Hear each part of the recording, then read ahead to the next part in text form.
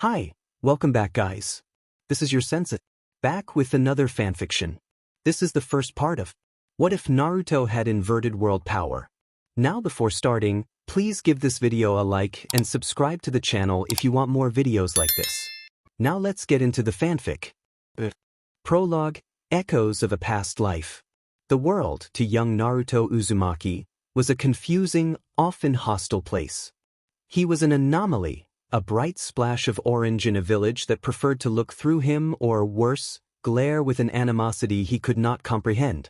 His pranks, while certainly bids for attention, often held a deeper, almost unconscious design. They were not just for reaction. Sometimes they were intricate inversions of expectation, desperate attempts to stir something genuine from the blank faces of the villagers, even if it was only annoyance. Beneath the boisterous facade he projected, a strange undercurrent flowed, a subtle dissonance that felt both alien and intimately familiar. He often observed people with a peculiar, almost detached amusement, a flicker of an old, knowing gaze in his bright blue eyes. He noticed subtle shifts in expression, the nervous twitch of a hand, the way someone's eyes darted away when he looked too long. It was an involuntary perceptiveness, a keen intellect that saw more than it let on, even when Naruto himself could not articulate it. He simply knew things about people, an intuition like a half-remembered conversation, a whisper from a forgotten dream. He would sometimes hum strange, syncopated tunes under his breath, melodies that had no place in the Leaf Village's traditional soundscape, a habit that drew puzzled glances but which he found inexplicably comforting. His speech sometimes held an odd cadence, a flippant, almost nonchalant tone that could exasperate adults and strangely amuse other children. He used phrases that sounded slightly out of place for a Leaf Village kid, a casual dismissal of seriousness that often earned him a sharp reprimand from teacher Irika, much like a certain blonde-haired captain used to enjoy riling up his short-tempered, sandal-wearing associate. He also had an inexplicable aversion to tea, a deep-seated dislike that made him wrinkle his nose at the smell and prefer the sweet, sugary rush of ramen broth or, on rare occasions, a cup of hot chocolate if he could find it. At night, when the loneliness of his small apartment pressed in, strange images flickered behind his eyelids. A vast, empty expanse beneath a perpetually gray sky, the faint sweet scent of an unknown flower that made his senses tingle, the glint of a peculiar blade with rings at either end, and a recurring, dizzying sense of being utterly inverted. He woke disoriented, the room seeming to spin for a moment, a phantom vertigo clinging to him before fading into the harsh reality of his empty bed. He dismissed them as weird dreams, the product of too much ramen or too many pranks, but a quiet, perceptive part of him knew they were more. They were echoes, faint but persistent, of a life he could not quite remember, a life where he had been a captain, a leader, a master of illusions, and a stranger in a world not his own. Chapter 1. The Bell Test and the Inverted World. The memory flashes became more vivid as the years passed, coalescing from disjointed sensations into sharper, though still fragmented, recollections.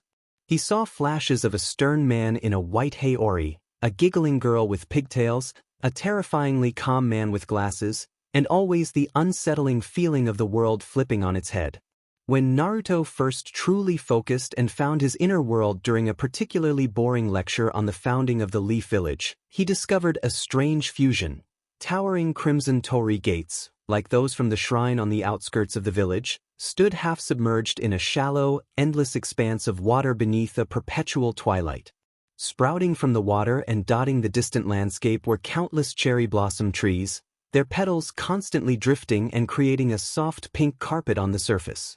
It was there he met them. Kurama, the colossal nine-tailed fox, was initially as hostile and dismissive as Naruto expected from the whispers and glares he had endured his whole life. There was another presence too, sleeker and calmer, wreathed in a faint pink mist that smelled faintly sweet. This was Sakanade, his sword spirit. The fox grumbled about the presumptuous sword spirit sharing his space, but Sakanade offered a lazy, knowing smirk that mirrored Naruto's own. Naruto often wondered how he would obtain a proper blank sword in this world. Soul Reapers were not common around the Leaf Village. He imagined he would have to find a decent, ordinary blade and somehow imprint his soul onto it, coaxing Sakanade into making it her home. For now, a sturdy wooden sword, taken from the Academy's dusty storeroom during a particularly inspired prank that involved swapping teacher Irika's chalk with sticks of dried white paint, served as his practice tool.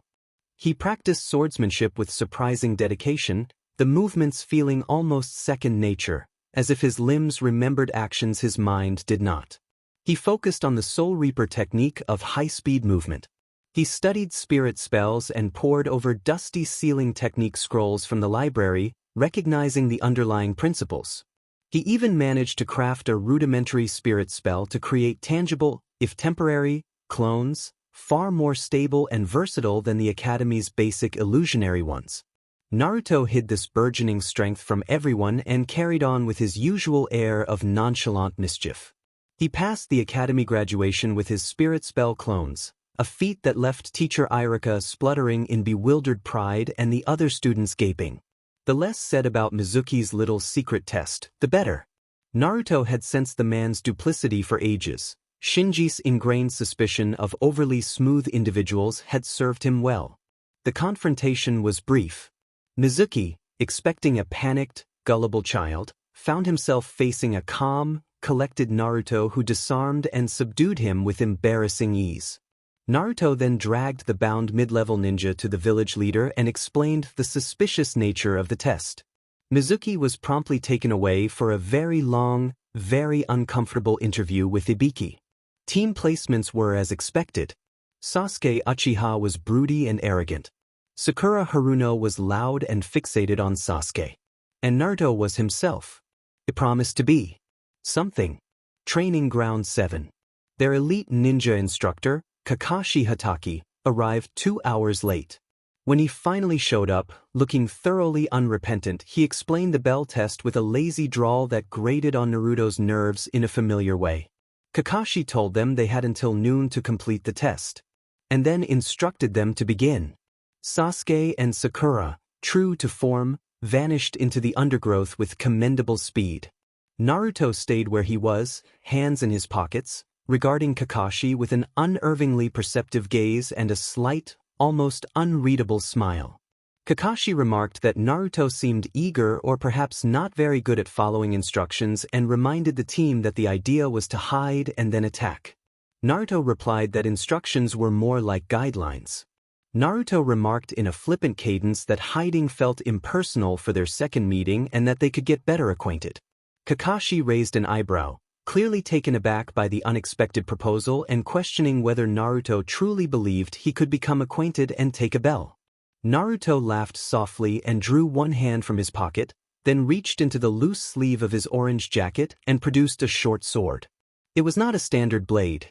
It was a simple, well-kept short sword he had acquired from a dusty pawn shop a few weeks earlier in a quiet, hurried exchange of a few pilfered ryo. Kakashi narrowed his visible eye. A blade, and not a standard-issue weapon. He had not expected the supposed dead last among the rookie ninja to favor sword techniques. His stance shifted from casual observation to alert readiness as he assessed the odd weapon. Naruto, holding the blade loosely by its pommel with the tip toward the ground, issued the command collapse, inverted blade. The short sword shimmered. The pommel elongated and reformed into a large ornate ring. The crossguard extended into a metallic hood, and the blade narrowed as 5 perfect circular holes appeared along its length. The weapon had become something unusual and alien. A faint, sweet-scented pink mist drifted from the holes as Naruto spun the sword by the ring, the blade rotating with a smooth, almost hypnotic grace without a firm grip. Naruto challenged Kakashi to get properly acquainted, testing whether Kakashi was ready or simply stunned. Kakashi, whose copying eye had seen and copied countless techniques, displayed genuine surprise for the first time in a long while. The transformation was unlike any jutsu he had encountered from a rookie. Chapter 2: An Inverted Dance. Naruto finished his earlier taunt, the inverted blade still twirling and the pink mist continuing to diffuse almost imperceptibly from its holes. Kakashi, the copy ninja known for his composure and his copying eye, found himself genuinely unsettled. A rookie had produced a weapon that transformed in an unclassifiable way and now radiated an unfamiliar, sharp aura that was not ordinary chakra. He regained his usual lazy tone but kept his visible eye narrowed, focusing intently on Naruto and the spinning blade. He no longer underestimated the boy. Naruto taunted that Kakashi's reputation as the man who had copied 1,000 techniques might make one wonder whether any of it was original or merely borrowed. Before Kakashi could respond, Naruto moved. It was not an explosive burst of known speed techniques. One moment Naruto stood 10 paces away, the next he was to Kakashi's right, the strange sword arcing toward Kakashi's exposed flank in a smooth, deceptively casual slash. Kakashi reacted on instinct, leaning away as the edge of the inverted blade whispered past his jacket, missing by a hair. The sweet scent of the mist intensified. Naruto taunted that Kakashi was too slow, then suggested the feeling might be confusing because of the speed. Kakashi drew a throwing knife, noting that tricks did not win fights, and prepared to close the distance and use his superior skill. Naruto dismissed the notion of a mere trick and described his style as simply how things were going to be for Kakashi, the mist subtly thickening around him as he asked whether Kakashi felt off balance. Kakashi did feel strange, a faint dizziness, the world tilted slightly, the trees leaning at odd angles. He pushed the sensation aside as possibly a trick of the light or the unusual scent and moved forward with a throwing knife leading, intending to overwhelm the boy. Naruto met the charge with bewildering evasions. Kakashi moved and found air as Naruto remained just outside the weapon's reach, the inverted blade twirling to create a disorienting visual shield. Feinting left and striking right left Kakashi punching empty space as Naruto sidestepped, the blade now aimed toward Kakashi's wrist. The boy's footwork kept Kakashi at awkward angles while the mist made the vertigo worse. Naruto's voice seemed to come from a different direction than his position as he taunted that Kakashi seemed surprised by a change in perspective despite all he had seen. Kakashi backed away slightly to clear his head and demanded to know what this was. Naruto laughed softly and explained that they were now inside the inverted world's domain, where up was down, left was right, and forward was backward, and that what Kakashi thought he was seeing was likely wrong. Kakashi's mind raced at the absurdity of the concept. Kakashi felt a growing nausea, a clumsy uncoordination as he tried to track Naruto. Naruto taunted that the more Kakashi fought, the more his reflexes would kick in and that those reflexes would betray him every time. Kakashi tested the theory. He lashed out with a kick aimed where Naruto should have been, but his leg connected with nothing but air and the momentum nearly sent him sprawling. He felt like he was fighting on a ship in a storm. Naruto pointed out that Kakashi's body knew where he was while his eyes and brain insisted otherwise. Hidden in the dense foliage, Sasuke watched with narrowed eyes. He could not hear clearly, but he could see Kakashi growing clumsier and Naruto holding his own, moving in a way Sasuke had never seen, the strange blade dancing around him. Sakura, hiding nearby, was equally perplexed and wondered whether this was some advanced taijutsu. Sasuke muttered a grudging acknowledgement and a flicker of curiosity. Naruto was doing something unusual, and Kakashi either wasn't taking him seriously or couldn't. Kakashi decided to end the disorienting dance quickly. He formed hand seals and executed an earth-style headhunter technique. The ground beneath Naruto erupted. Kakashi's hand shot up to grab an ankle, but Naruto was not there. Naruto had moved perched on a low-hanging branch above, Sasuke resting on his shoulder, looking down with an amused smirk. Naruto called out that Kakashi had missed and added that it was confusing for him too. Kakashi's mind stuttered at the backward rhythm of perception. He reached for his headband and revealed his Sharingan. The world sharpened and the Sharingan's heightened perception cut through some of the fog. He could see the flow of the strange energy around Naruto and the details of Sasuke's spin, but the core inversion remained. Up still felt like down, left like right. Naruto noted the famous eye and challenged its usefulness in this situation. He hopped down and dashed forward with Sasuke a silver streak. Relying on his Sharingan's predictive capabilities, Kakashi moved to intercept what he perceived as an attack to his left. Sasuke's flat struck Kakashi's right shoulder instead, and he grunted more in surprise than pain. His Sharingan had indicated left, but the attack came from the right. Naruto taunted that the eye could see details but was misreading them. He pressed the attack with a flurry of slashes, spins, and feints designed to exploit the sensory mismatch. Kakashi found himself constantly on the defensive. The Sharingan, usually his greatest asset for predicting and copying, now supplied conflicting information. He would see an attack coming from above and brace for it, only for Naruto to slide in low from where he felt behind. It was infuriating, like fighting a reflection in a warped mirror that actively tried to trip him. At that moment Sasuke decided he had seen enough. He told Sakura that they would not let Naruto show them up and burst from the trees. Sakura, still confused, followed. They charged into the clearing with kunai drawn, aiming for Kakashi, who seemed oddly off balance. Naruto, mid-twirl to evade another frustrated lunge from Kakashi, noticed them and grinned with mischief. He deliberately lessened the intensity of the pink mist emanating from Sakanade so his teammates would not be immediately overwhelmed if they got too close. Kakashi, alarmed, warned them to stay back and that they did not understand what was happening, but Sasuke, driven by rivalry, lunged at Kakashi and aimed for the bells. Sakura followed with a tentative attack.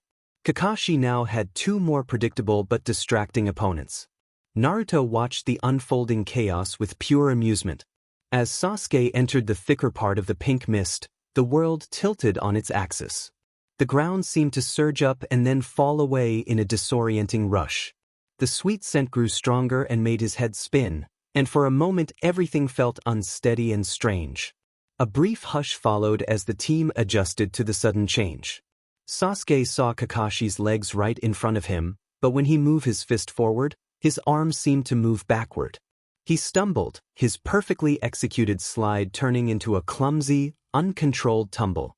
He rolled past Kakashi's feet and ended up face down in the dirt, frustrated and bewildered.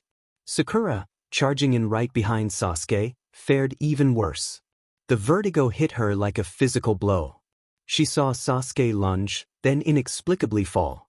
She saw Kakashi to her left and Naruto to her right. Sakura shouted Sasuke's name and charged toward Kakashi with a throwing knife held high. Her brain told her she was running straight, but her legs felt like they were veering wildly off to the side. She tripped over her own feet, shrieked as she pinwheeled her arms, and crashed into a training post with a loud thump. Sakura ummed in pain, seeing double, and wondered what was going on. The clearing had become utter chaos. A high-ranking ninja, one of the village's finest, staggered slightly as the crimson, 3 Tomoe spun and tried to process faulty information. A prodigy pushed himself up from the dirt, utterly bewildered. A young female ninja sat dazed and seeing stars. Only Naruto remained composed, the Sakanade twirling lazily in his hand. Naruto taunted that this was why you did not jump into a fight without knowing what was happening and warned that it would get worse. Kakashi forced his mind to work. He reminded himself of the rules. Up was down, left was right, forward was backward. It was a ridiculous notion, but the evidence was overwhelming. He could not rely on instinct. He had to think in reverse. Kakashi watched Naruto begin a casual-looking step forward. He told himself that forward was backward and forced a retreating step as if advancing. Naruto's blade, which had been arcing in a wide slash, suddenly changed direction into a quick move aimed at Kakashi's chest. Kakashi's red eye saw the attack coming from the front and he forced his body to move right when his reflexes told him left. The tip of the Sakanade scraped along Kakashi's jacket, narrowly missing him. He had done it. He had successfully countered a single move by consciously inverting every instinct. The mental strain was immense, like trying to write with his non-dominant hand while looking in a mirror. Naruto expressed genuine surprise and complimented Kakashi, asking if he had figured it out or was simply getting lucky. Kakashi admitted the effort was taxing and compared it to fighting a top-tier opponent, noting that a trick with rules could be learned. Naruto shrugged and questioned how long Kakashi could keep it up, pointing out that years of conditioning would make slipping up inevitable. Kakashi knew Naruto was right. He could force himself to think backward for a moment, but during a high-speed exchange his trained reflexes could take over. In this reversed world, his instincts were his greatest enemy. Sasuke, having regained his footing, stared at Kakashi with a new, burning intensity. He recognized the red, 3 Tomoe immediately. Sasuke growled that this was the Uchiha Eye and demanded to know where Kakashi had gotten it, insisting Kakashi was not of the Uchiha. Kakashi met Sasuke's furious gaze and said that it was a long story for another time. Sasuke rejected the idea of delay and charged again, more recklessly. He tried a flying kick at Kakashi's head, but his inverted perception made his body move the wrong way and he fell forward awkwardly onto the grass a few feet away. Naruto burst into a wheezing, incredulous laugh and praised Sasuke for his enthusiasm while mocking his execution. Sasuke flushed with a mix of rage and humiliation. He was the prodigy, the elite, and he was being made to look foolish. Using the distraction, Naruto moved with a sudden, seamless leap and reappeared directly behind Sasuke.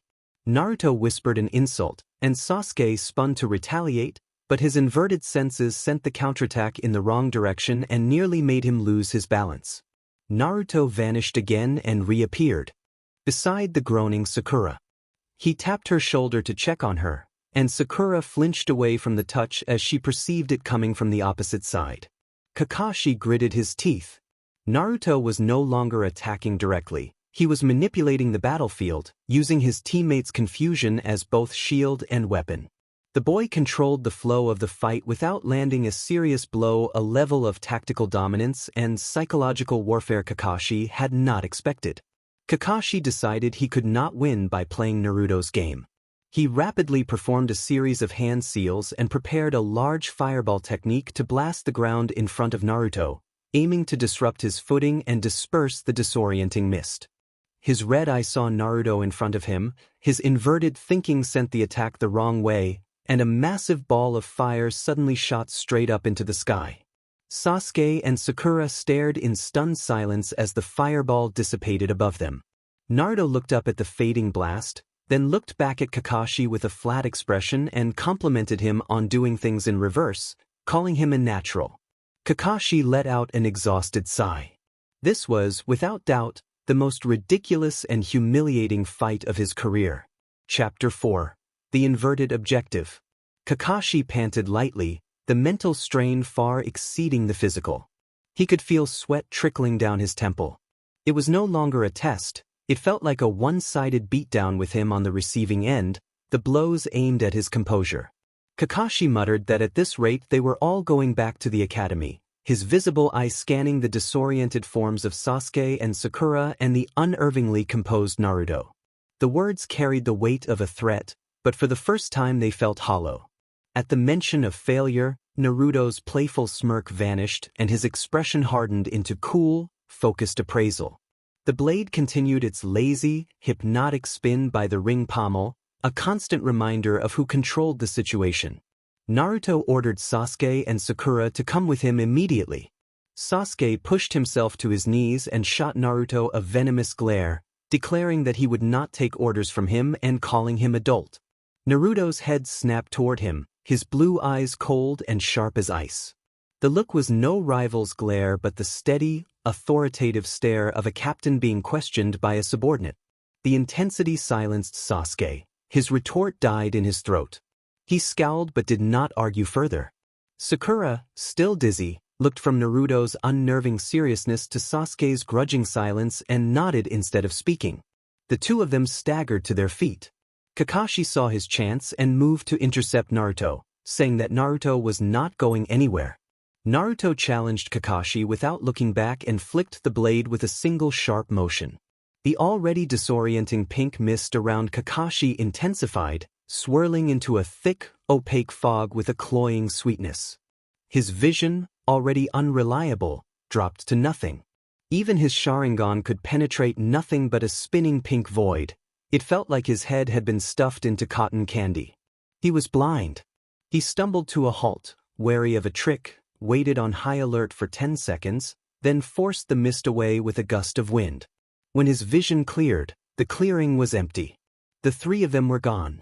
A few hundred yards away, in a dense thicket of trees, Naruto stopped. He let the blade return to its short sword form with a soft shimmer and slid it back into his sleeve. Sasuke and Sakura's vertigo finally faded, leaving only throbbing headaches. Naruto suggested they talk strategy, hands stuffed back into his pockets.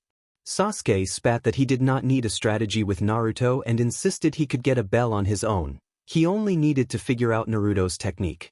Naruto responded with a short, humorless laugh and recapped Sasuke's performance so far, charging in recklessly, falling on his face, getting upset about an eye, and failing again.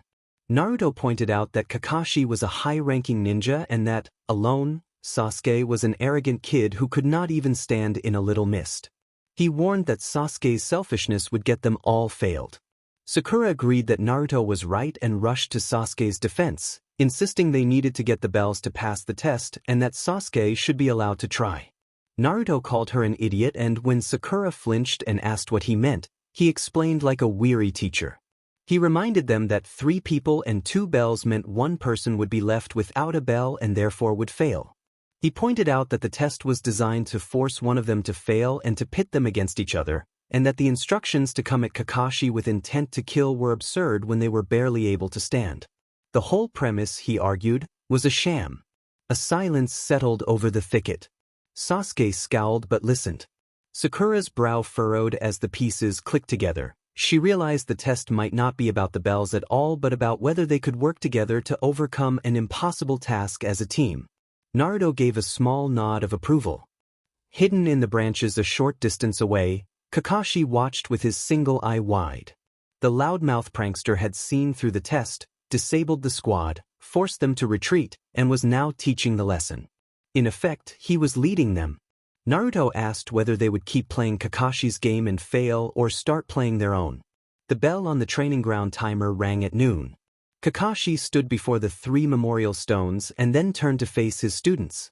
Naruto, Sasuke, and Sakura stood before him. Not a single bell had been taken.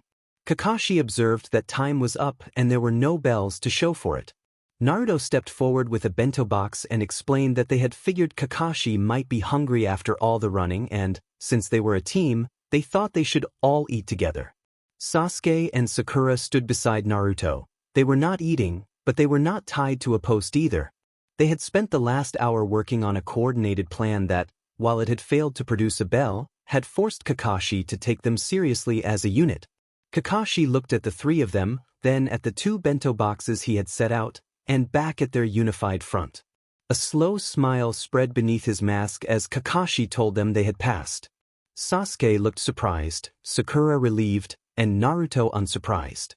Later, as they ate and even Sasuke grudgingly accepted a rice ball from Naruto, Kakashi studied the strange blonde boy who had upended his world for 3 hours straight.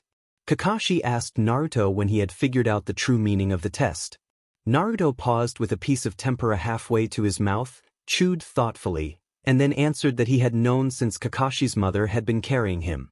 Kakashi Hatake, a high-level ninja, former ANBU captain, and bearer of the Sharingan, simply stared, his mind blank. He had more questions about Naruto now than before the test had begun. Chapter 5. Scum, Ghosts, and Unknowns. After the makeshift lunch, the initial tension among the 3 rookie ninja relaxed into a wary, confused truce. Sasuke still scowled but was no longer openly hostile. Sakura kept glancing at Naruto with a complicated mix of fear, awe, and bewilderment. Naruto had reverted to his usual nonchalant slouch, as if he had not just mentally dismantled the team and a legendary teacher. Kakashi led them away from the training posts and stopped in front of a large black stone obelisk carved with countless names. The mood shifted to somber reverence. Kakashi explained that it was the memorial stone and that the village's heroes had their names carved there, and he admitted that his best friends were engraved on it. A heavy silence fell. Sakura looked down, embarrassed. Sasuke stared at the stone with clenched fists, no doubt thinking of his clan's names. Kakashi went on to say that in the ninja world those who broke the rules were trash, but those who abandoned their comrades were worse than trash. The words landed with the weight of absolute truth and defined his creed. Sakura nodded slowly as understanding dawned. Sasuke's expression remained stoic, but the message clearly resonated. Naruto observed the stone with a detached curiosity and agreed that abandoning friends made someone scum.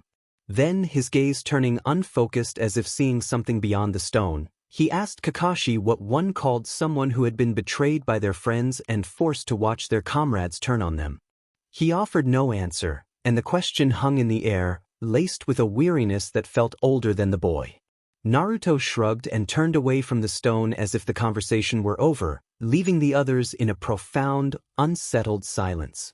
Later that afternoon, Kakashi arrived at the Hokage Tower to deliver his report. As he approached the office, Asuma, Sarutobi, and Kurenai Yuhi walked out. Asuma greeted him with a tease about finishing already and joked about another set of promising kids crushed by Kakashi's impossible standards. Kurenai smiled wryly and told Asuma not to be so harsh, asking how the Uchiha prodigy had taken the test. Kakashi returned his signature eye smile and said they already knew how it was. Asuma chuckled that Sasuke would never pass a team and was looking for a squad that did not exist. They walked away, and Kakashi's playful demeanor vanished. He straightened and entered the Hokage's office with a mask of grim seriousness. Inside the office, the late afternoon sun cast long shadows. Hiruzen Sarutobi sat behind his desk, puffing his pipe and asking how Kakashi's least conventional team had done and whether the academy needed to prepare for their return. Kakashi reported that Team 7 had passed. Hiruzen asked for the full report. Kakashi began his assessment. He described Sasuke Uchiha as a prodigy with excellent fundamentals and immense potential, but arrogant, crippled by individualism, and driven by revenge. Sasuke viewed teammates as obstacles and would need his pride broken down before it became a critical liability. Sakura Haruno had a sharp, analytical mind for theory but lacked confidence and focused entirely on Sasuke to the detriment of her own development. Her practical skills were well below par for a graduate, though she had the potential to become a fine female ninja with long-term guidance. When Kakashi turned to Naruto, the air grew heavy. He explained that everything on file for Naruto was either a deliberate long-term fabrication or completely wrong. The boy was not the dead last the record suggested, he was lethally competent. His sword technique was unorthodox and playful yet highly effective. His speed was deceptive. It was not the explosive body flicker technique but a seamless transition of space in which he simply ceased to be in one place and appeared in another. The primary issue, however, was a technique Kakashi could not categorize. Kakashi reported that Naruto wielded a simple short sword which, when given the two-word command collapse reverse blade, completely reformed its physical structure. The pommel had become a large ring and holes had opened along the blade. It was neither a summoning nor a mechanical trick. Kakashi recalled that the transformed blade emitted a faint, sweet-smelling mist and his visible eye narrowed at the memory. Kakashi explained that upon entering the mist's area of effect, the target was subjected to what he could only classify as a perfect, unbreakable genjutsu. His Sharingan could perceive the effect, but it could not dispel it or see through it. It felt as if a fundamental law of physics had been altered within that space. He described his sense of direction being completely inverted. Up became down, left became right, and any attack he perceived seemed to come from the opposite direction. His hearing had been affected as well, with voices appearing to come from different directions and, at one point, speech coming in reverse. It had been total sensory chaos. Sasuke and Sakura had been rendered completely helpless the moment they entered its range.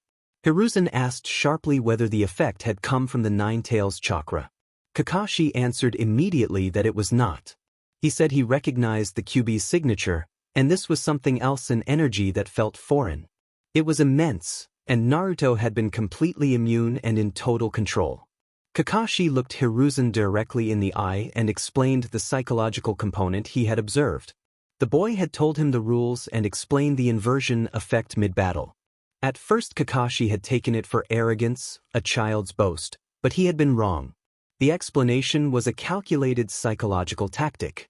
By revealing the rules, the boy forced opponents to consciously compensate and to fight against their own instincts. Kakashi believed the goal had been to trigger exactly that outcome, to turn a warrior's greatest asset, experience and reflex, into their greatest weakness. Kakashi pressed on that the power itself was an enigma, but the boy's intellect was what set him apart. He had seen through the objective of the test from the start, found it trivial, and deliberately neutralized his teammates to force them to listen. He had then explained the test's true meaning to them and, in effect, forced his team to pass his version of the evaluation rather than Kakashi's. When Kakashi asked when the boy had figured it out, the boy had told him that he had known when Kakashi had still been in his mother's womb. Hiruzen sank back into his chair, the smoke from his now cold pipe curling toward the ceiling. The mischievous orphan boy he had watched from afar, the lonely child who had lived on ramen and painted monuments for attention, was a mask, a perfectly crafted illusion hiding something or someone else entirely. The Hokage instructed Kakashi to keep a close eye on the boy. He emphasized that Naruto Uzumaki was no longer just the Jinchuriki of the Nine Tails. He was the single greatest unknown variable the village had seen in decades. Hiruzen ordered Kakashi to nurture him, guide Team 7, and be prepared for anything, for they had no idea what Naruto truly was. Chapter 5.2 Rules of an Inverted World. A week of D-rank missions had thoroughly frayed Team 7's nerves. They had wrangled rogue laundry, painted an entire fence twice after Sasuke and Naruto disagreed on the definition of a single coat, and captured Tora the cat. The feline had surrendered immediately at Naruto's lazy, predatory grin, which had irritated Sasuke to no end. Now they stood on Training Ground 3, the air crisp and clean, a welcome change from the dust and cat fur of the past few days. Kakashi set aside his book for once and announced that it was time for their first real team training session. Before they began, he wanted to review their little exercise from the other day, focusing on individual strengths and liabilities. Kakashi began with Sakura, noting that she had a solid theoretical understanding of shinobi arts but that her liability lay in physical ability and a lack of confidence in practical application. She had hesitated. Sakura flushed but nodded, accepting the critique. He turned to Sasuke and assessed that his taijutsu, shurikenjutsu, and raw potential were top of his class and easily genin level. His liabilities were arrogance, an inability to work with others, and emotional volatility. Kakashi said Sasuke had charged in blind and been taken out of the fight by his own pride. Sasuke's hands clenched into fists and he made a short, disgruntled sound. Kakashi's gaze then landed on Naruto, who was idly scratching his ear and looking bored. The others braced for a list of flaws aimed at the so-called dead last. Kakashi surprised them by stating that during the test Naruto had displayed an unpredictable and highly effective fighting style, exceptional speed, and a mastery of a playful kenjutsu approach. He praised Naruto's ability to analyze the situation, control the battlefield, and employ psychological tactics to dominate both opponent and comrades, calling it impressive. Sasuke snapped his head toward Naruto, burning with jealous fire at the praise being lavished on him. Kakashi was not finished, however.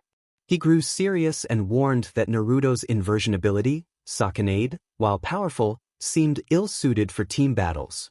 Its indiscriminate effect had taken out Naruto's own teammates more effectively than it had Kakashi, and in a real mission that could have endangered comrades. Before Naruto could respond with his usual lazy smirk, Sasuke demanded to know where Naruto had gotten the sword, saying he had never seen a weapon like it. Naruto explained that he had not acquired the blade from anywhere. He described Sakanade as a creation of his soul. He had found a blank slate and imprinted himself onto the weapon. The blade had taken on his characteristics and become a reflection of him, so only he could use it. Sasuke and Sakura stared, unable to process the idea of a sword formed from someone's soul. Sasuke's suspicion turned to frustration at the thought of a power beyond copying or surpassing through conventional means. Naruto then addressed Kakashi's earlier warning by asserting that Kakashi had been wrong. He claimed he could choose who the mist affected and who it did not, and could have made it so only Kakashi experienced the inversion. Kakashi's visible eye widened for a fraction of a second. Kakashi allowed himself a wave of professional relief when he realized Naruto could control the effect's targets, which made the ability far more viable as a strategic tool. Then the full implication of Naruto's words hit him, and he let out a long, weary sigh. He noted that Naruto had deliberately interfered with their opponents. Naruto shrugged and explained that they had been getting in the way and that a little nap on the grass would do them some good. He then grew serious and warned that Sakanade's Bankai was indiscriminate and would affect friend and foe alike, with no exceptions. Sakura asked what Bankai meant. Naruto explained that it was the second state of his blade, the final release, and that it was not something he could use when his teammates were around. It was for when he was alone and needed to face overwhelming numbers. He did not elaborate on its full ability, but the gravity in his tone made its danger clear. The Shurikai was more than sufficient for most situations, and it was better that way. After a pause to let his team process the existence of soul swords and second releases, Kakashi clapped his hands together and pulled them back to the present. He outlined the plan. Sakura's focus would be on building her physical foundation with stamina exercises and a basic taijutsu kata so she could keep up. Sasuke needed refinement. He would work on a more advanced taijutsu style to complement his Sharingan when it awakened and, more importantly, learn to be a team player through specific drills on emotional control in combat with Kakashi. Finally, Naruto's solo combat skills were judged sufficient for now, and his training would center on integration learning to fight with the team. Kakashi explained they would start with basic team formations and develop their own variations.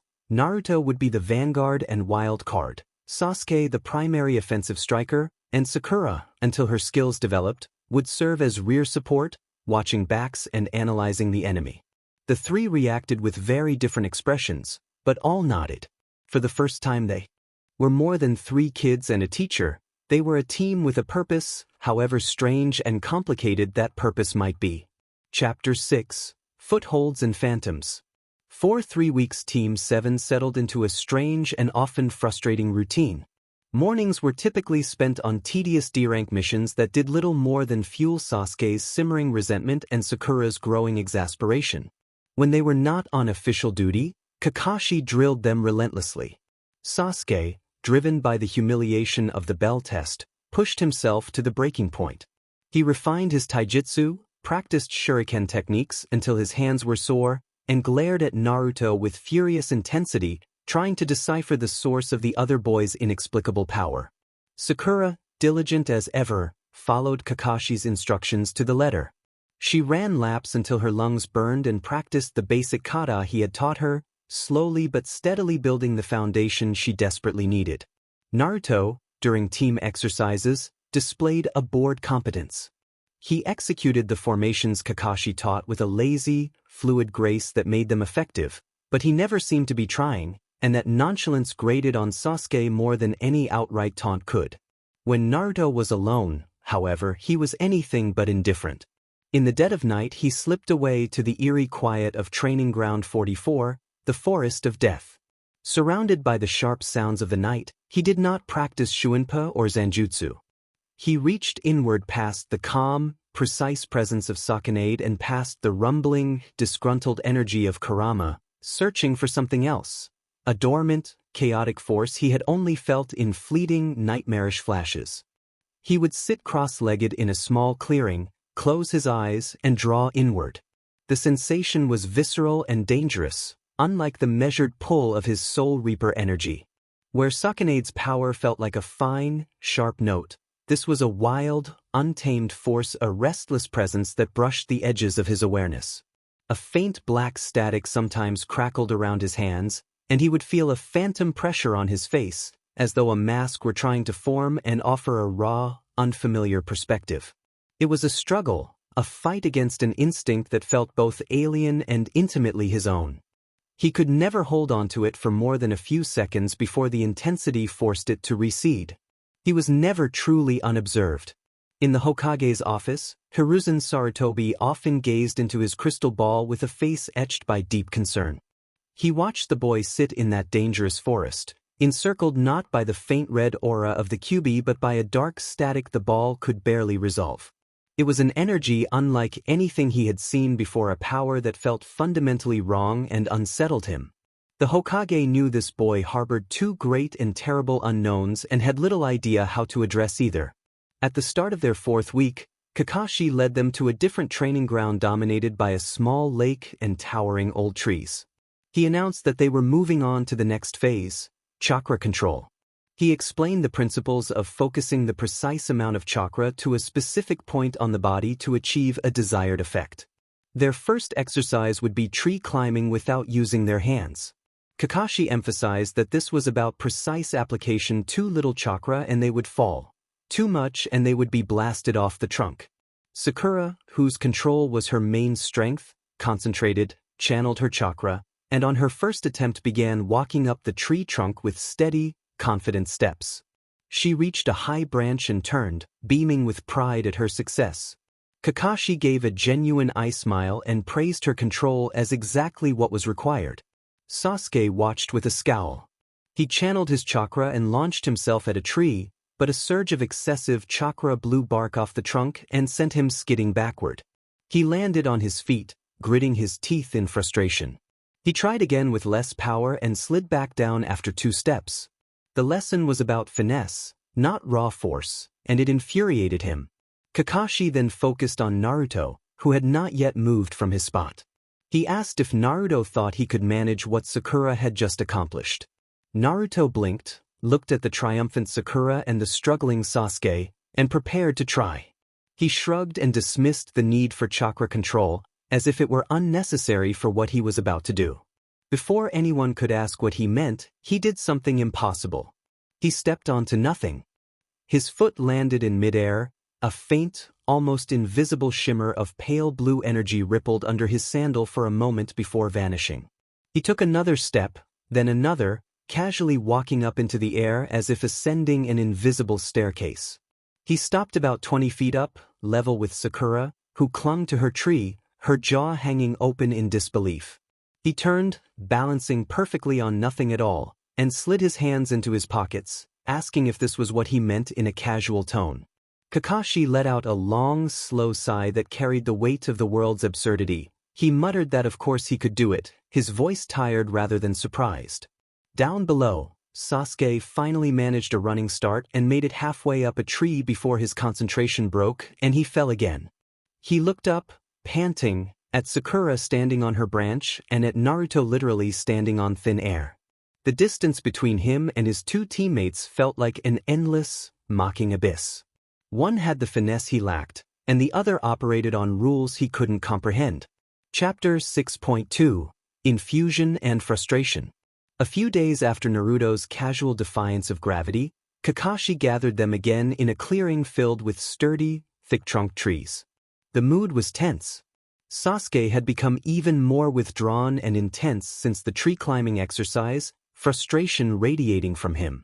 Kakashi clapped to get their attention and explained that the last exercise had been about precise, sustained chakra control for adhesion. He told them today's focus would be on infusion and power, how to augment physical abilities with chakra. He walked to one of the trees and held up his fist. A calm, steady blue aura flared to life and enveloped his hand. He delivered a light, controlled tap to the trunk that produced a sharp crack. When he pulled his hand away, a deep, fist-sized indentation remained in the wood. Kakashi explained that by infusing part of the body with chakra, one could dramatically increase offensive and defensive power. Chakra could coat the whole body for defense or be focused into fists for stronger strikes or into legs for more powerful kicks and faster movement.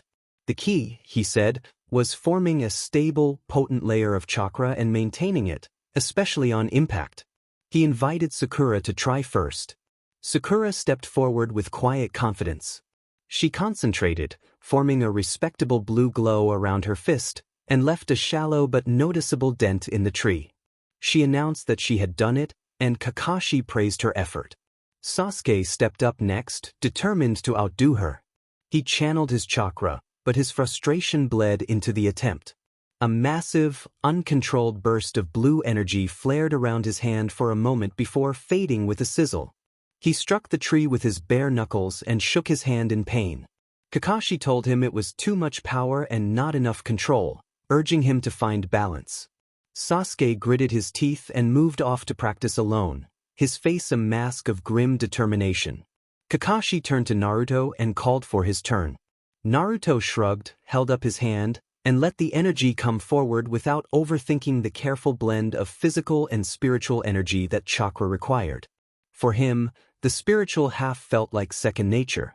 Instantly, his fist was enveloped in a vibrant aura, a core of brilliant blue with a distinct, spectral tinge of pinkish magenta swirling through it, the two forces dancing together in a strange, beautiful display. He casually walked up to a fresh tree and delivered a light, lazy punch. The impact was explosive in an exaggerated, anime-style way. A shockwave of force cracked the trunk and sent wood fragments flying outward in a dramatic burst, and the entire tree shuddered from the blow. Naruto asked, with his usual nonchalant tone, if that was about right. Kakashi stared, the raw power alone impressive enough, but the unexpected pink energy confirmed his theory. Naruto was operating on an unusual, hybrid source of energy. He forced nonchalance and praised Naruto, calling the result nearly perfect on the first try. Kakashi's praise hit Sasuke like a physical blow. Watching Naruto's effortless display of power brought fresh waves of rage and inadequacy. Sasuke slammed his fist into his own tree, a flicker of chakra coated it, but the result was only a weak crackle compared to Naruto's explosive strike. Seeing the dangerous level of frustration building in Sasuke, Kakashi introduced a new exercise. He paired Naruto and Sasuke for a taijutsu-only spar, explaining that their goal was to maintain chakra enhancement on both hands and legs under the pressure of combat. The drill would train focus, control, and stamina. He instructed them to begin when ready. Sasuke did not hesitate. A fierce, competitive fire burned in his eyes as he concentrated and, after sputtering attempts, managed to sustain a steady, if slightly flickering, blue aura around his hands and feet. He declared himself ready in a terse, confrontational tone. Naruto sighed as if asked to do a chore, then reluctantly agreed with a toothy grin and a casual readiness to begin. Chapter 6.3 A Dance of Prodigy and Phantom. Sasuke did not wait for the signal to start. He exploded forward, chakra-augmented feet cracking the ground beneath him. He closed the 10-meter gap in an instant, leading with a sharp right jab aimed directly at Naruto's face. A perfect, efficient strike. Naruto did not block or dodge. He tilted his head to the side, his lazy posture unchanged, letting the glowing blue fist skim past his ear. The gust of wind from the blow ruffled Naruto's blonde hair. Sasuke's eyes widened slightly at the casual evasion. His training urged him to follow through. He spun on his heel, his left leg swinging around in a low, powerful sweep meant to take Naruto's legs out from under him, another textbook move executed with prodigal speed. Naruto commented that Sasuke was too slow, wearing a bored expression. Rage, hot and sharp, flared in Sasuke's chest. This wasn't a fight, it felt like an insult. He launched into a furious combination, a clinical display of Uchiha-style taijutsu. A right cross, a left hook, a rising front kick, each strike precise and forceful, each enveloped in a flickering blue aura. Naruto finally moved his hands.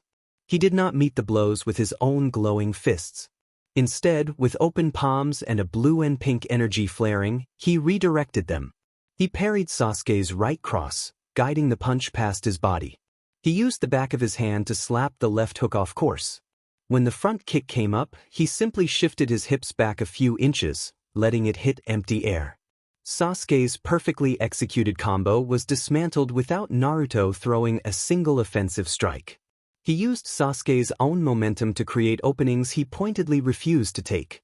Naruto said it was just sad, yawning theatrically, and asked if they were done, adding that Tora the cat had put up a better fight. That was the final straw. Sasuke roared for him to be quiet. He feinted a punch, a classic setup, then poured all his power and frustration into a single, devastating roundhouse kick aimed at Naruto's ribs. Sasuke intended to break through. Naruto met the attack and brought his enhanced leg up in a solid block. The impact sounded like a thunderclap. The shockwave sent grass flying in a perfect circle around them. Sakura gasped. Kakashi's visible eye narrowed, analyzing. Sasuke was thrown back, skidding several feet through the dirt, his leg burning with the force of the impact. Naruto hadn't moved. The pinkish magenta energy around his leg flared brightly on contact, absorbing and repelling the strike. Naruto remarked that Sasuke had finally thrown a real kick and that it was not bad for a warm-up. Sasuke pushed through the pain, pride driving him. He was an Uchiha, a prodigy, he would not be toyed with. He charged again, pouring more chakra into his limbs. They traded blows in a rapid exchange of glowing fists and feet. A solid blow landed on Naruto's raised forearm. Naruto answered with a light, almost lazy kick to Sasuke's thigh that sent him stumbling. Their enhanced feet scraped against each other as they launched kicks, the raw energy hissing like grinding stone. Kakashi watched with cold precision. Sasuke was fighting with everything he had, flawless technique under strain, anger fraying his control. Naruto, barely trying, moved with odd, almost dancer-like grace. But his power was on another level. Bored with defending, Naruto decided to end it.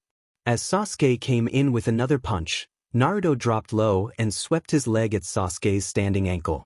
The unorthodox attack caught Sasuke completely by surprise. His perfect form and solid stance meant nothing when a pillar of support was kicked out from under him. He stumbled, balance broken. Naruto flowed upward from his crouch and launched an axe kick aimed for Sasuke's head. Reacting on pure instinct, Sasuke crossed his arms above his head to block. The blue and pink heel smashed down against his guard. The ground beneath him cracked outward in a spiderweb pattern as he was driven down to one knee, his arms protesting. Before he could recover, Naruto had already used the rebound from the kick to flip backward through the air and land softly 10 feet away.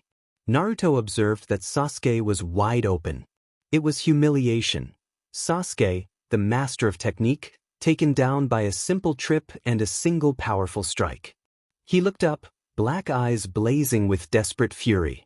Sasuke shouted that it was not over and launched himself at Naruto, not with a precise strike but with a raw, desperate tackle, trying to use sheer strength to close the gap.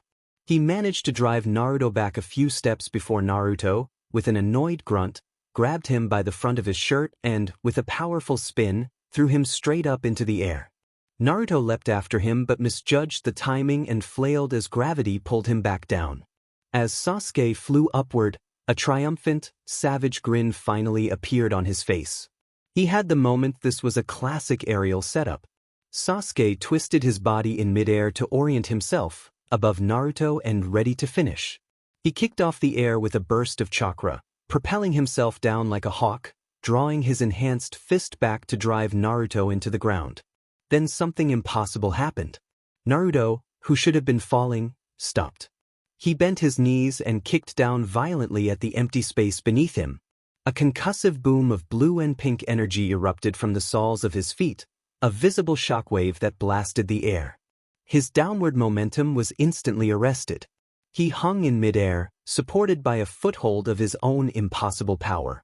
Sasuke, already committed to his descent, could not stop. His eyes widened with disbelief as he came down and Naruto, looking bored, raised one hand. The blue and pink aura flared and he caught Sasuke's chakra-enhanced fist. All of Sasuke's momentum, power, and rage died in that single moment.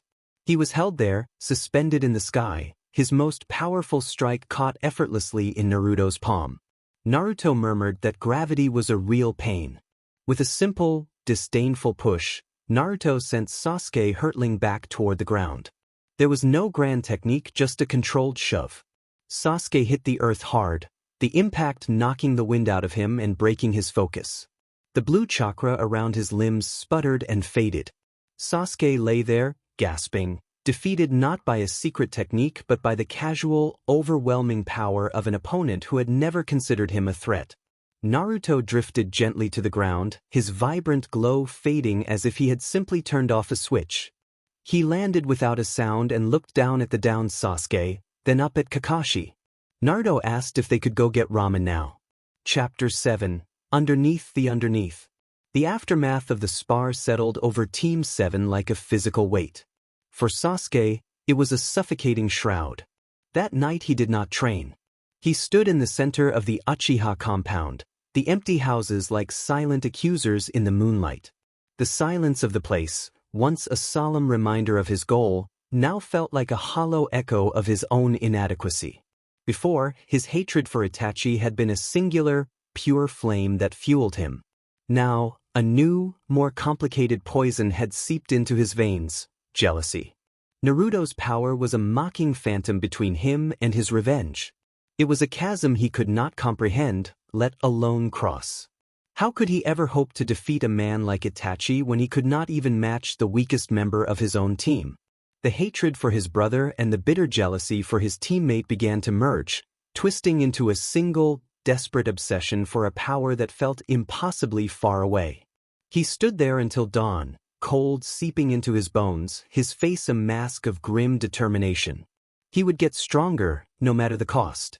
Kakashi, a keen observer of his students' psyches, knew the team was at a tipping point. The next day he began a new, individualized training regimen. He took Sakura to the Konoha hospital and told her that her greatest strength was precise chakra control. He led her to the medical wing and introduced her to a senior medical ninja, arranging for her to learn the basics of medical ninjutsu, starting with the mystic palm technique. It was a perfect fit, giving her a vital role that capitalized on her natural abilities. With Sasuke, the training was more direct and far harsher. They spent hours in intense hand-to-hand practice. Kakashi did not just refine the Uchiha's already impressive style, he actively worked to break his composure. He taunted him, exploited his anger, and forced Sasuke to fight not with rage but with a cold, clear mind. Kakashi warned him that emotions could be a weapon an enemy would use against him and reminded him to control them or risk being killed. To all three of them he drilled one lesson above all else. Kakashi told them that a ninja must be alert and cautious, that they must take in their surroundings and notice every detail, look for anomalies, question everything, and be prepared for anything. In this world, he insisted, they must learn to look underneath the underneath. Naruto, as usual, was left to his own devices. Kakashi knew he could not teach the boy anything about his strange power. While the others trained, Naruto retreated to the forest of death, pushing himself and wrestling with the chaotic, hungry phantom within, striving to grasp and control the terrifying force of the mask. A month of this intense regimen passed. The land of waves. The mission was simple on paper: escort a bridge builder, Tazuna, back to his home. As Team 7 and their client walked along the path, the mood was light, with Tazuna boasting and Naruto making a few lazy jokes. But the air of casualness was a facade. They all noticed the same thing at once: a puddle shimmering in the middle of the path. It had not rained in weeks, and that thought passed through the minds of all four ninja at the same time. Kakashi's visible eye did not even flicker. But he went instantly on high alert. He judged the attackers to be amateurs.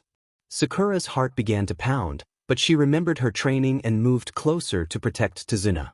Sasuke's hand drifted toward his kunai pouch, a sharp, predatory glint in his eyes. Finally, he thought, a real fight. Naruto mentally cringed at the idea that a puddle was their trap. They pretended not to notice and walked past the puddle as if nothing was wrong. The moment Tazuna's foot cleared the water, two figures erupted from it, their movements a blur. One of the intruders announced that the first was a high-ranking ninja. A chain shot out and wrapped around Kakashi, yanking him forward as if struck. Sakura cried out for Kakashi in genuine panic. The two attackers then turned to face the low-ranking escorts. They did not finish their challenge. They had focused so intently on Kakashi that they failed to notice the two boys. In the split second it took them to turn, Sasuke and Naruto had already moved. They flanked the attackers, appearing on either side of the duo with silent, practiced speed. Sasuke and Naruto declared that the attackers were too slow, their voices a calm, chilling unison. Two fists, one glowing with a steady, flickering blue chakra and the other with a vibrant, swirling mix of blue and pink, struck the attackers' sides with explosive force. The mid-ranking ninjas did not have time to react. They were sent flying and collapsed unconscious against the trees. From the trees Kakashi emerged, unharmed. He had used a substitution technique and inspected the unconscious attackers. He looked at his two students standing back-to-back in the middle of the road and allowed a flicker of genuine pride to show in his eye. They had learned the lesson. They had learned to look underneath the underneath. Chapter 7.2: Demon, Prodigy, and Phantom. The truth, when it finally came, was a pathetic, desperate confession from a broken man. Tazuna, with tears in his eyes, explained about Gato, a shipping magnate who had a stranglehold on his country, and how the bridge was their only hope. He could not afford a B-rank mission, so he had lied. Sakura reacted with indignation. Sasuke remained impassive. Kakashi considered the implications. Naruto sighed and stated that this complicated things and that they would see it through. The decision was made. They continued on, the mood now thick with the tension of a B-rank reality. It did not take long for that reality to manifest. A heavy mist rolled in, unnaturally thick and cold. Visibility dropped to near zero. From the center of the oppressive silence, a voice, cold and sharp as honed steel, spoke, addressing Kakashi of the Sharingan. Zabuza sneered that they were a bunch of snot-nosed brats. A figure materialized from the fog, tall and broad-shouldered, with a sword the size of a tombstone resting on his shoulder. His face was wrapped in bandages, his eyes dark and predatory. The air grew heavy, saturated with a killing intent so potent it felt like a physical pressure, a cold hand squeezing the life from them. Sakura's breath hitched and her body trembled. Even Sasuke, for all his pride, felt a cold knot of fear tighten in his stomach. This was far from the controlled environment of a spar. This was a killer. Kakashi's hand moved to his headband as he identified Zabuza Momochi, the demon of the hidden mist, and warned that this was beyond the team's level, instructing them to stay back and protect the client. Naruto, calm and relaxed with his hands in his pockets, cut through the tension and insisted that they would handle it. Kakashi's eye widened as he protested, but Naruto finished the thought for him, calling it a test and saying that this was what a real shinobi looked like. Naruto told Sakura and Sasuke that their fear was useful and that he would watch their backs because this fight was necessary for their growth. Kakashi hesitated, torn between alarm and the memory of Naruto's control during the bell test. He slowly nodded, placing a wary trust in Naruto. Zabuza let out a harsh, grating laugh and taunted that 3 genin thought they could handle him. Naruto assigned roles. Sasuke was to strike, Sakura to take defensive position around Tazuna and analyze everything. Sasuke braced himself with a surge of adrenaline, and Sakura, shaking, drew a kunai and stood protectively in front of Tazuna. Naruto ordered them to begin, and the battle erupted. Zabuza moved like a blur. The massive Kubikurobocho came down in a crushing vertical slash aimed at Naruto. Sasuke shot forward from the side, a chakra-augmented strike aimed at Zabuza's exposed flank. Naruto waited until the last possible moment and stepped aside. The colossal blade struck the ground where he had been standing, sending up a shower of dirt and debris. Without looking, Zabuza swung the flat of his blade back and intercepted Sasuke's attack with a deafening clang, sending Sasuke stumbling, his arms stunned. Zabuza mocked them as pathetic and ripped his sword free from the earth. Sakura threw a volley of kunai, which Zabuza deflected with a casual flick of his sword, the metal screeching as the projectiles were sent flying into the trees. The fight settled into a punishing rhythm. Sasuke charged in with precise kicks and punches, only to be effortlessly blocked by the sheer mass of the Kubikurobocho used as an unbreakable shield. Zabuza made no effort at refined technique, he simply used brutal force. Sakura offered support with shuriken and kunai aimed to distract, but Zabuza ignored them. Naruto did not attack. He dodged, weaving under slashes and stepping away from moves with minimal but effective movements. Sakura screamed at Naruto, demanding that he help, her frustration boiling over. Sasuke, panting with chakra flickering around his bruised knuckles, snapped that he did not need help, though desperation was clear in his tone. They were being hopelessly outclassed. Zabuza taunted Sasuke about his clan, and the insult struck its mark. Sasuke roared in fury and charged recklessly. Zabuza sidestepped and slammed the flat of his blade into Sasuke's back, sending him crashing to the ground. Sakura cried out for Sasuke. Naruto, his voice cold and hard, ordered Sasuke to get up, telling him that he could not always rely on others and that lying there would not be enough to defeat their enemy. Naruto's words pierced Sasuke's pride and motivation. The image of his brother flashed through his mind and sparked a desperate determination. He recalled training, control, and the feeling of chakra-infused strikes. He resolved to make his chakra an extension of his attack rather than merely coating his skin. Zabuza, growing bored, formed a hand seal and released a water clone that shot toward the downed Sasuke, declaring that it was over. Sasuke reacted with a sudden, fierce focus. He channeled his chakra and his nature transformation into a concentrated, heat-infused strike. With a shout of defiance, he punched the ground and launched himself forward as a living projectile of searing energy. The ground hissed where his steps fell, leaving a trail of rising steam as he closed the distance in a blistering blur. The water clone reached him and struck, but Sasuke met it head-on. His glowing fist connected and the clone staggered before dispersing into a burst of steam. He drove his other fist into the clone's core, producing a dramatic explosion of vapor that scattered in the clearing. Zabuza's eyes widened in genuine shock at the unexpected display of close combat skill and elemental adaptation from a genin. Sasuke did not relent. He became a streak of black and orange, his body surrounded by a shimmering heat aura. He closed in on Zabuza, each punch and kick enhanced by the heated chakra and leaving the air trembling. Zabuza was forced to backpedal, the hilt of his sword steaming where he blocked the intense blows. This was no longer the familiar Uchiha style. It was an improvised, furious technique born of ingenuity and rage, a burning fist. Sasuke roared and found an opening. He ducked under a wild swing from Zabuza and launched a powerful uppercut, pouring every ounce of his chakra, anger, and jealousy into the single strike. The impact was immense. Chapter 7.3 The Demon and the Inverted World. A contained explosion of fire and force threw the clone off balance. It vanished in a spray of water. The real opponent had substituted out during Sasuke's charge, but it did not change the outcome. Sasuke stood panting, his limbs trembling with exhaustion, the fiery aura fading. His chakra was almost completely spent, but he was standing. He had won. A slow clap echoed from a nearby tree. The real Zabuza stood on a branch, his expression shifting from bored to predatory interest as he acknowledged the feat. He noted the creation of a new form of close combat technique in the middle of a fight and found the Uchiha's resourcefulness intriguing.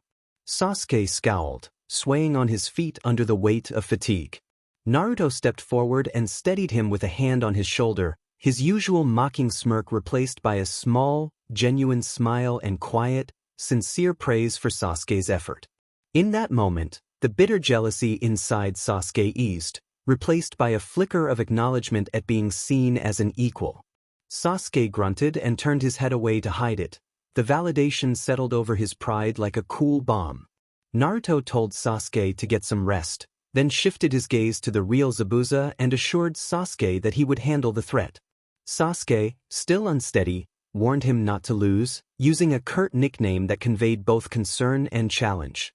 Naruto returned his familiar grin, eyes fixed on the demon of the hidden mist, and asked rhetorically who the victory would be for, directing the question toward Zabuza rather than Sasuke. Zabuza's eyebrow twitched at the boy's unbridled arrogance. He had seen the Uchiha's desperate new technique and dismissed it as clever but not decisive. Now this orange-clad youth who had mostly dodged was acting as if the demon of the hidden mist were irrelevant. Zabuza leapt down from the branch, planting the massive executioner's blade with a heavy thud. He warned the boy that he would enjoy silencing him, a threat offered with grim amusement. Naruto did not look at his teammates. He told teacher Kakashi to hold their positions because the encounter might become strange, and produced a simple wakizashi from his sleeve. He commanded the blade to transform. The inverted world shimmered and twisted, metal reforming into an impossible shape with an ornate ring at the hilt and 5 perfect holes along the blade. It was a weapon that seemed both delicate and uncanny. A fine, pinkish vapor pulsed from the blade's holes, carrying a cloying, sweet scent that was unlike Zabuza's familiar mist. Zabuza scoffed and disappeared into the air, moving with the silent efficiency of a seasoned assassin. He reappeared directly behind Naruto with the giant blade raised, prepared to strike. His swing cut through empty air. Naruto had only taken a single casual step to his right, moving with minimal effort. Zabuza narrowed his eyes and followed with a devastating horizontal arc. Naruto ducked lazily, letting the colossal sword whisper over his head as if it had missed entirely. Naruto then made a remark that seemed to come from an impossible direction. Zabuza felt the ground tilt and a wave of vertigo wash over him. His senses, sharpened by countless battles, began to contradict one another. Dismissing the possibility of an illusion as pathetic trickery, he pressed his attack with a direct move intended to impale. Naruto simply stepped backward, and in an instant he was suddenly right in Zabuza's face. The distance between them warped as if space had bent. Naruto asked whether Zabuza closed his eyes when he swung, adding an unnerving note to the confrontation.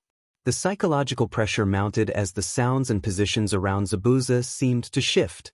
He attempted to finish the fight by forming hand seals and unleashing his own techniques, but before he could complete them, an invisible force slammed into him and pinned his arms to his back. The hand seals he tried to form vanished. The hold was brief, but shocking, no hand seals had been used against him. While Zabuza was reeling from the unexpected restraint, Naruto extended his fingers and released a concentrated bolt of pale lightning. The strike was not a massive, flashy display but a thin, precise spear of energy. It impacted Zabuza's shoulder, and he staggered, crying out in pain as he clutched the area. He stared at Naruto with a mixture of rage and dawning horror at the combination of techniques employed without hand seals. Zabuza growled and resorted to his trusted hiding-in-mist technique. A thick, oppressive white fog swallowed the pink vapor, reducing visibility to nothing and transforming the battlefield into his favored killing field. His voice echoed through the mist, promising that he would hunt them by the sound of their heartbeats and end their lives before they had a chance to see the blade. Teacher Kakashi tensed and warned that this was Zabuza's perfect field. Sasuke, leaning against a tree for support, strained his sight but saw only swirling white and admitted that an enemy who could not be seen was hard to defeat. From within the fog, Naruto sighed with profound boredom, ready to face the challenge. Naruto's voice was clear through the fog as he told Zabuza that the mist belonged to him and that the intruder was only a guest. Zabuza stalked through the fog, listening for any sign. He heard a soft footstep behind him to the left and whirled, swinging the Kubikurobocho in a deadly arc meant to cut through anything in its path. The blade struck nothing. Naruto revealed himself to the right, and Zabuza realized the footstep had been an illusion. His senses had been deceived and he had attacked a phantom sound from the wrong direction, leaving himself completely open. Zabuza tried to recover, but a hand glowing with a strange blue and pink energy came to rest on the flat of the Kubikurobocho, stopping the swing instantly. The massive sword froze, held by the open palm of the 12-year-old boy. Naruto used Zabuza's forward momentum and the leverage of the blade to twist his wrist and wrench the sword from his grasp. The legendary executioner's blade flew through the air and embedded itself in a tree trunk with a heavy impact. The mist thinned. Zabuza stood disarmed, hands empty and eyes wide with disbelief. Naruto stood a few feet away. Sakanade returned to its wakizashi form and tucked into his sleeve, its tip resting against Zabuza's throat in a clear show of dominance. Naruto declared that play was over and that it was checkmate. Chapter 8. The Calm and the Coming Storm. Sakanade's cold steel pressed against Zabuza's pulse as the demon of the hidden mist was subdued and held under control. Suddenly, two Senbon needles, thrown with impossible speed and precision, struck Zabuza's neck. He went limp and collapsed, unconscious. A slender figure landed beside Zabuza. Dressed in a standard Kirigakure Hunter-nin mask, the figure spoke in a filtered, androgynous tone, acknowledging that Naruto had provided the distraction needed to finally bring Zabuza down and expressing gratitude. The Hunter-nin bent to lift Zabuza's body. Naruto approached, exchanged a few terse words with the masked figure, and then fell back with a casual smirk. Kakashi's Sharingan caught a brief flinch in the Hunter-nin's shoulders during that exchange. The masked figure made no further comment, hoisted Zabuza's unconscious form over their shoulder, and vanished into the mist with a single leap. A tense silence settled over the clearing as Team 7 resumed their journey. Kakashi asked Naruto what he had said to the Hunter-nin, noting that the figure had seemed startled. Naruto shrugged and offered a childish joke as a deflection. Sakura groaned in exasperation, Sasuke only grunted from fatigue, and Kakashi sighed at the familiar nonsense. They arrived at Tazuna's house, a large, two-story wooden building built on sturdy pillars over the water with a separate circular mill beside it. The air smelled of salt and sawdust. Tsunami, a woman with dark hair, was working laundry on the rear portico facing the sea, Her worried face broke into relief when she saw her father and she rushed forward to embrace him. She then bowed deeply to Team 7 and thanked them for bringing him home. Naruto stepped forward and offered a light-hearted, awkward compliment that left Tsunami bemused and smiling. A small boy named Inari burst from the house and clung to his grandfather, then demanded to know who the shinobi were. Tazuna proudly explained that they were the guards he had hired to protect the bridge project. Inari reacted with fear and anger, insisting that Gato would kill his grandfather if the work continued. Tazuna argued that the bridge was the country's only hope. Inari ran back into the house and slammed the door. Elsewhere, in a temporary lair in the woods, Zabuza awoke with a gasp. Haku worked carefully to remove the Senbon needles and Zabuza rasped that the boy had realized he had been in a death-like state. Before Haku could answer, Gato swaggered in flanked by 2 large thugs. Gato sneered that the great demon of the mist had failed and revealed that he had already hired more help, promising full payment to whoever brought him the bridge builder's head before turning and leaving. Zabuza clenched his fists at being treated as a disposable tool. The next week was filled with intense preparation.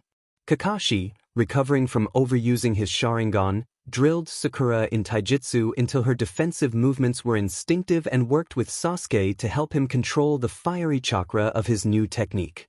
Naruto accompanied Tazuna to the bridge each day, moving among the frightened workers with a steady presence. He listened to their fears, used light humor to ease tensions, and reassured them that he would protect the project. For reasons they could not explain, they believed him. On the morning before the next payroll was due, Naruto took a walk in the early woods. He came across a familiar, slender figure in a pink kimono gathering medicinal herbs. It was Haku without a mask. Naruto feigned casual surprise and greeted Haku. Haku turned with a gentle smile and spoke at length about the cold, the snow, and the importance of having someone precious to protect. Haku observed that one truly becomes strong when there is someone to protect. Naruto acknowledged this and told Haku that they seemed like a genuinely good person. As they parted, Naruto added quietly that Haku should take care of herself and the person she cared about. Haku paused, then nodded with a brief look of uncertainty. Naruto waved and continued on, the stage set for what was to come. Chapter 9. Of Heroes and Haze. The atmosphere at the dinner table that night was thick with unspoken tension. Tazuna tried to lighten the mood with jokes, but the specter of Zabuza lingered. Inari sat in silence, pushing food around his plate with simmering resentment. Suddenly he slammed his chopsticks down and shouted that it was pointless, insisting that all the training would not save them, that Gato and his men would return and kill them as they had Kaiza. He accused Team 7 of not understanding suffering and loss and demanded that they go back to their village and comfortable lives instead of playing at being ninjas. Sasuke scowled and Sakura looked downhurt. Naruto continued eating his rice without changing expression, and when he finished he set his bowl down and told Inari that crying and complaining would not solve anything. Naruto said that being a victim would not bring anyone back, and that if Inari wanted things to change he had to fight for it. Hiding and weeping would not make him a hero but a coward. The words were harsh and without pity. Inari burst into sobs and ran from the room. Tsunami gently admonished Naruto for being too cruel, then addressed the group and explained Kaiza's story. She told of the man who had come to their town, who had become a symbol of hope for Inari and stood up to Gato. Kaiza had been publicly executed by Gato as a warning, and with him the town's hope had been extinguished. Later, Kakashi found Inari sitting alone on the edge of the rear portico, staring out at the dark water. Kakashi sat beside the boy and said that Naruto had not meant to be so hard. Inari insisted that Naruto could not understand because he had never suffered like they had. Kakashi looked up at the moon and countered that Naruto had indeed known loneliness and hardship. He had never known his parents and had been alone much of his life. The people in his village had not always treated him kindly, and for a long time the only way Naruto got attention was by playing the fool and causing trouble. Kakashi explained that the loud, annoying side was a mask. Naruto knew more about suffering than most and chose to fight instead of giving in. The next morning, Team 7 and Tazuna set out for the bridge. Mist clung to the air like a grim reminder of their first encounter. As they walked, An unnoticed clone of Naruto peeled off and slipped back toward Tazuna's house as a precaution. When they arrived at the half-finished bridge, the workers were lying on the ground, unconscious but unharmed. Standing in the center of the bridge were two figures. One was scrawny and pale, wrapped in a long black coat with eyes burning with feverish intensity.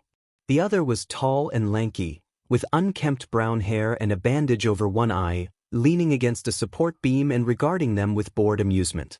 The tall one spoke in a lazy, melodic tone, mocking Kakashi Hataki's reputation as the copy ninja and expressing disappointment at the dullness of the place in which he sought a peaceful death. Kakashi's posture shifted to alertness and his hand moved toward his headband. The boy in the black coat, Yami, coughed softly, his gaze fixed on Sasuke with a hungry intent. Sasuke stepped forward with his fists beginning to glow faintly, eyes locked on the pale, coughing boy. Kakashi prepared to move alongside him. Naruto placed a hand on Sasuke's shoulder and stated that he and Sakura would take guard duty to protect Tazuna, positioning himself and a confused Sakura to form a defensive triangle around the bridge builder. He explained that their mission was to protect the bridge builder as the last line of defense. Sasuke snapped that there were two opponents, but Naruto reminded him that Kakashi had two as well and that this was Kakashi's fight, a chance to show what their training had been for.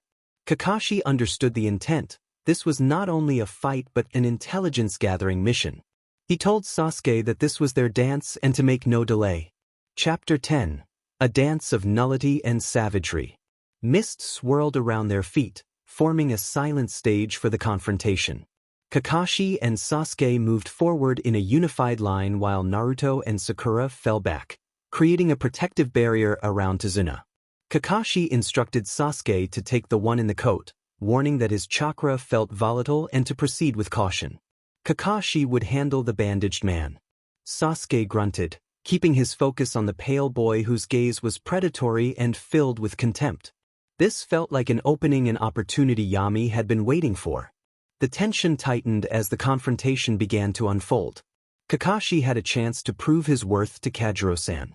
Kajiro, the bandaged man, offered a lazy, one-eyed smile and told him to try to make this interesting because he would hate to die of boredom before dying beautifully. The fight started without a signal. Kakashi moved first, a blur of motion. He did not commit to a direct attack, instead flashing through a simple set of hand seals and forming a perfect water clone that shot toward Kajiro with kunai in hand. It was a standard, effective probing maneuver. Kajiro did not dodge or raise his arms to block. As the water clone lunged, kunai aimed for his throat. He extended a single, delicate finger and gently poked the clone in the chest. There was no explosion and no impact. The clone simply stopped. The chakra holding its watery form dissipated into nothingness, the water collapsing into a harmless puddle at Kajiro's feet with a soft splash. Kajiro sighed and remarked that ninjutsu was a tedious art, all that effort for what amounted to a parlor trick. Kakashi froze, his visible eye widening in shock. He had not dispelled the clone. Kajiro had nullified it on contact. At the same moment, the other side of the bridge erupted. Sasuke launched forward, his fists and feet wreathed in a shimmering, fiery aura as he closed on Yami. Yami did not flinch. As Sasuke's scorching fist came toward his face, the black coat on his back came alive, surging forward and morphing into a monstrous, fanged jaw of hardened black material that clamped down on the attack. A clang rang out like heated metal striking an anvil. Sasuke was thrown back, his fist buzzing from the impact. Yami's coat, Rashomon, retracted, a wisp of smoke curling from where the fiery punch had connected.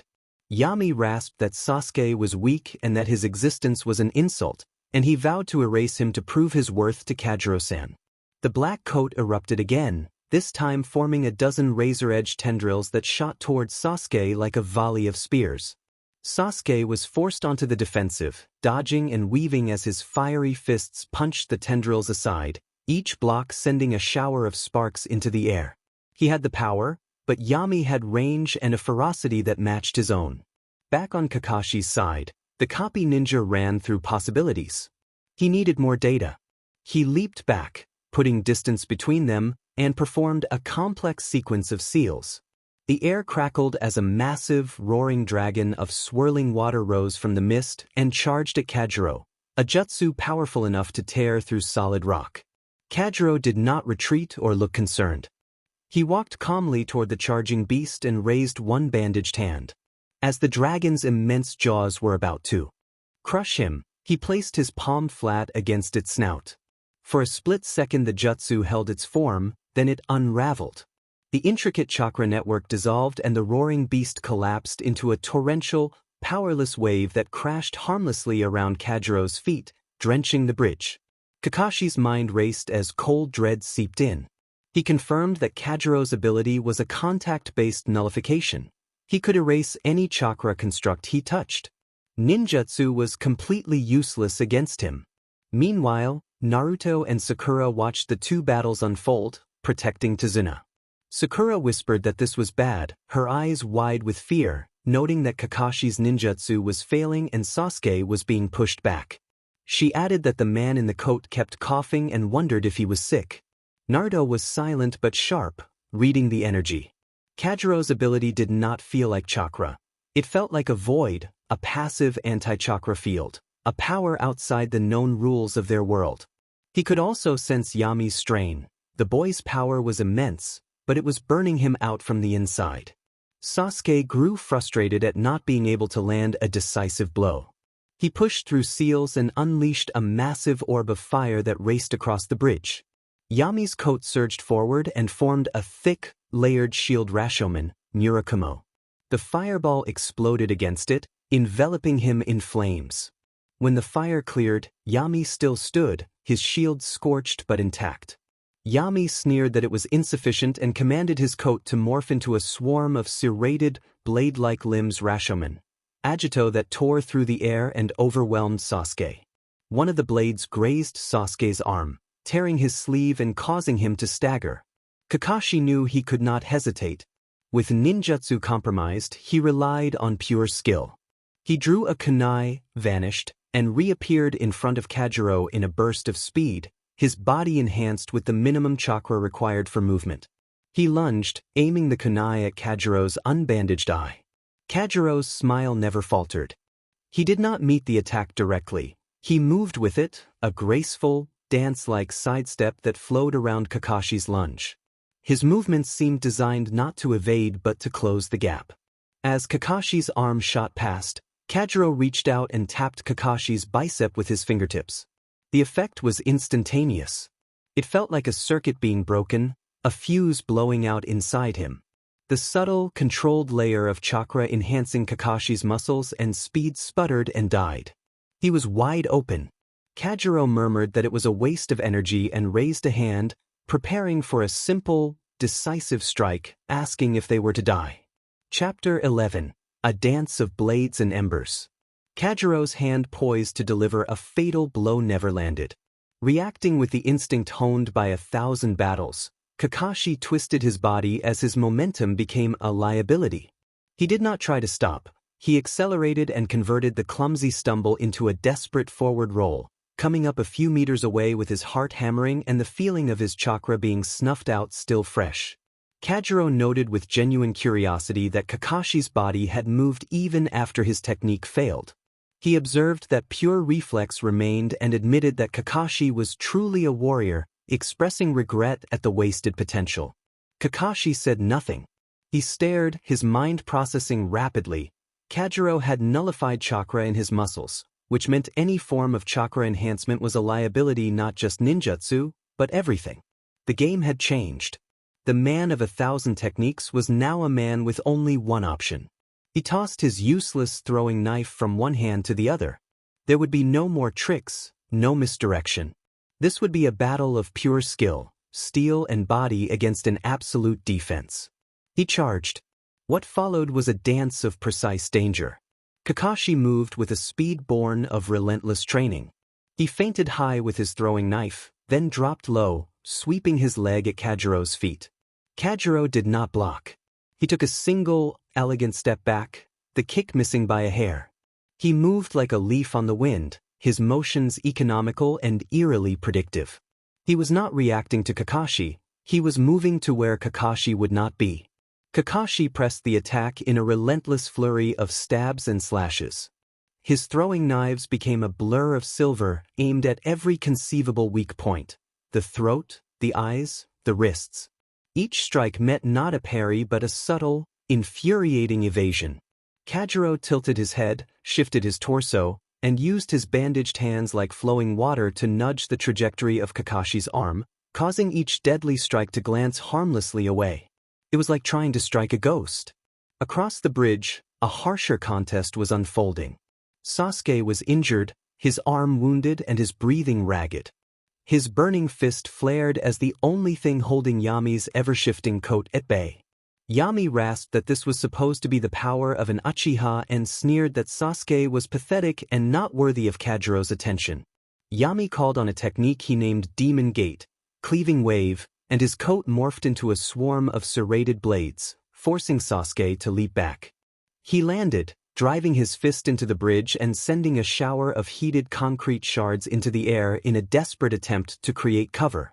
It was not enough. A massive, shield-like claw of black material erupted from the dust and swatted the fragments aside. Sasuke used the opening, charging through the smoke with his glowing fist aimed for Yami's chest.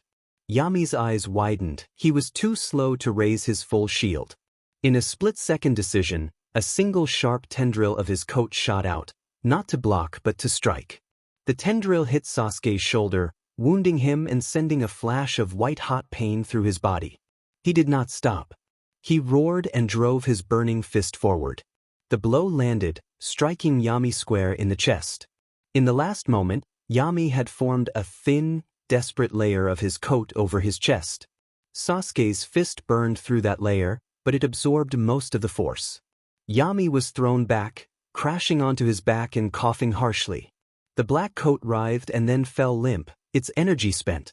Sasuke stood over him, panting, his shoulder injured and his own reserves nearly empty. The fiery aura around his limbs sputtered and died. He had won, but he was utterly spent, swaying as exhaustion and pain closed in. Kakashi and Kajiro reached the peak of their duel. Realizing he could not win by attrition, Kakashi gambled. He threw a handful of small blades as a textbook distraction. As Kajiro moved to evade, Kakashi slid low, a throwing knife held in reverse grip. He was not aiming to kill, he was aiming to cripple. He drove the blade upward, targeting the tendons at Kajiro's knee. For the first time, Kajiro was forced into a true block.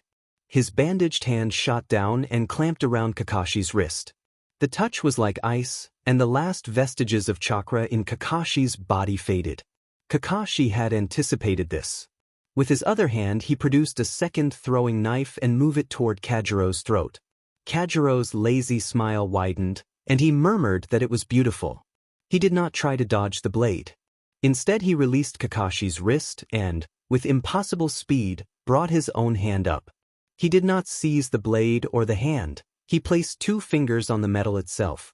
The cold, deadening effect of Kajiro's ability traveled through the metal. Kakashi felt it instantly, a wave of nullity that ran up his arm. The edge of the blade dulled for a fraction of a second, its cutting power neutralized. The knife scraped Kajiro's throat, leaving a shallow wound but failing to pierce. In that moment of stunned disbelief, Kajiro moved. He pivoted, using Kakashi's forward momentum against him. An elbow struck Kakashi under the jaw, a knee drove into his stomach, and a final open palm strike to the chest sent the copy ninja flying. Kakashi hit the ground hard, skidding to a halt at Naruto's feet, gasping for air, bruised and battered. He was defeated not by a grand technique, but by a simple, elegant, absolute counter to everything he relied on. Yami, seeing his master's apparent victory, forced himself to his feet, grinning despite his injuries and insisting that he had won and was not weak. He took a step, then collapsed, finally succumbing to exhaustion and wounds. Kajiro paid him no mind. He stood over the fallen Kakashi. A single, shallow cut on his neck was the only sign he had been in a fight. He looked at Sakura, who stood trembling but resolute beside Tazuna. Then his one visible eye settled on Naruto, who had not moved an inch the entire time. Kajiro noted that there was one left and asked Naruto, with the first hint of genuine interest in his voice, whether the boy with the strange energy would prove tedious as well.